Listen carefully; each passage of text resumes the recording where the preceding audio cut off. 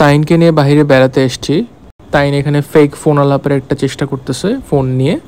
আর এর মধ্যে আমাদের অর্ডার করা খাবার চলে আসছে, গরম গরম লাজানিয়া আর এদিকে ক্লাসিক আলফ্রেস্কো পাস্তা। আর তাইনকে যখনই বলি ভিডিও করব মাথা উঠাও ইচ্ছা করে মাথা নিচু করে রাখে, জিদ করে।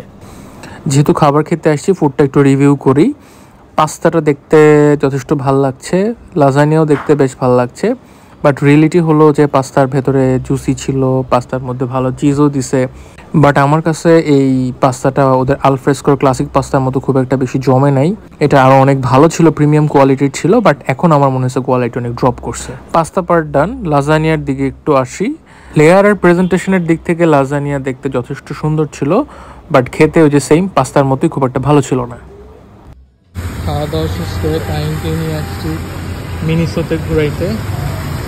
মিনিসো তাই তো এখানে আবার এখানে ফাউন্টেন দেখে খুব পছন্দ করতেছে, যেহেতু পানি দেখেই পছন্দ করে, ধরার চেষ্টা করে। যাও ধরো। যাই হোক, তাইনের আজকের মতো ঘোরাঘুরি খাওয়া দাওয়া শেষ, এখন রাত হয়ে গেছে, বাসায় চলে যেতে হবে।